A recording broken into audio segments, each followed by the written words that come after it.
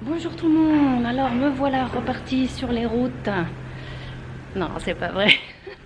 Je suis à Chambéry.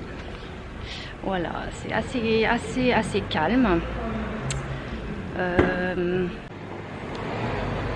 suis allée à mon local parce que je commence à avoir chaud, donc je suis allée chercher mes vestes de printemps. Comme vous voyez, ça c'est la veste en cuir que j'ai achetée en Turquie.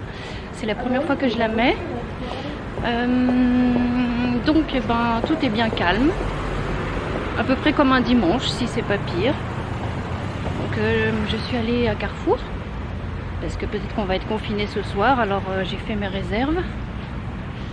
Et je trouve qu'il y avait une ambiance super triste, super morose, tout le monde, enfin personne parlait. C'était un peu flippant.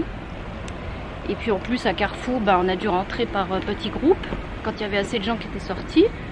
Des rayons entièrement vides. Bon, comme ça j'ai vu de mes yeux. Notamment le papier toilette et puis la javel. Il y avait aussi tout un rayon de fruits, bref. Il n'y avait pas de musique non plus dans le magasin, ça faisait bizarre. Un peu fin du monde quand même. Bon, on va être sûrement être confiné ce soir, faut s'y préparer. Moi je sors là encore un peu tranquillou. Parce qu'après je sais pas. Il fait super bon. C'est dommage que ça tombe à cette période où le printemps arrive. J'espère que vous allez bien. Moi, ça va. Du coup, je peux pas aller voir mon fils. On va attendre. Enfin, heureusement qu'on peut communiquer quand même. Voilà. Donc maintenant il n'y a plus de bouchons de voiture, il y a les embouteillages des gens. Ouais, bon, c'est pas drôle. Voilà, donc je sais pas ce qui va se passer. J'espère que... Je pense que le confinement va suffire à endiguer le truc. Comme il s'est passé finalement en Chine. Il y a un Français qui vit là-bas et qui nous a raconté que maintenant en Chine ils peuvent de nouveau sortir.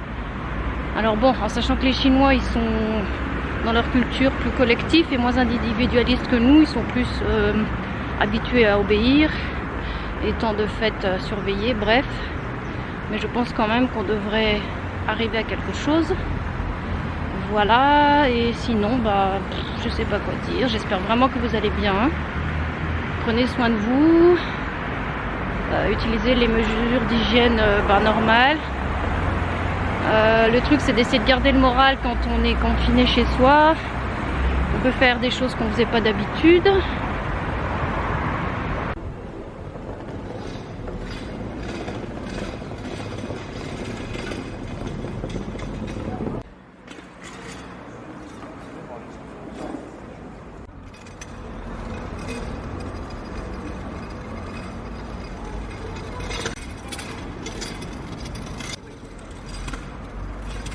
Voilà, donc je sors tant que je peux. J'en profite pour vous faire visiter Chambéry, qui est une très belle ville que j'adore. Où est le château? Derrière moi. Bref, voilà, j'espère que l'OMS exagère ou se trompe en disant que la moitié de la population française va être touchée. Franchement, j'ai un peu de peine à le croire quand même. Je sais pas si c'est vrai ou si c'est pour nous faire peur. Mais bon.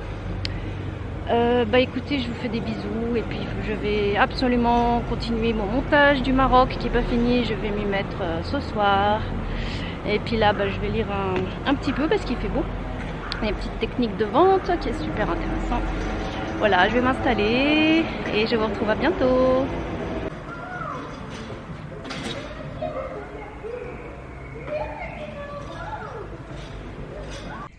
Bon, me revoilà. Ce livre est trop fascinant, j'adore. Par exemple, là, j'ai envie de vous partager ça, tout ce qui est niveau conscient et inconscient, peut-être que vous savez déjà. En tout cas, l'inconscient est beaucoup plus sollicité et actif que le conscient. Je lis là, votre inconscient est environ 200 millions de fois plus puissant que le conscient. Grâce à sa vitesse supersonique et à sa capacité de stockage presque infinie, c'est lui qui vous maintient en vie pendant que vous êtes occupé à vivre votre vie. Il contrôle tout votre système nerveux, le système, les hormones, la digestion, la respiration, la pression artérielle. Une quantité infinie de choses. Constamment ajustées pour rester à un niveau optimal. etc. Je vous lis pas tout.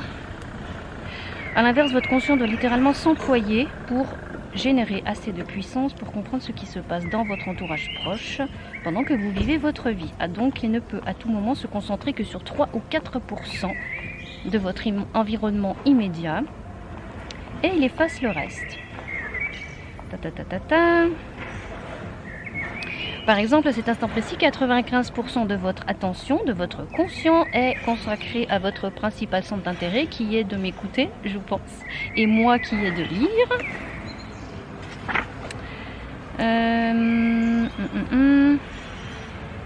Le reste est consacré à nos centres d'intérêt secondaires. Tout ce qui se déroule tout près, pour moi, c'est l'oiseau qui chante, une voiture qui passe. Si on a un rhume, on s'entend respirer, on entend peut-être des voix autour. Etc. 96 ou 17% du monde que mon conscient efface sont entièrement captés par mon inconscient par contre. Donc il endosse également le rôle de dépositaire de tous mes souvenirs. Voilà, nanana, c'est... Voilà. J'adore, je me régale.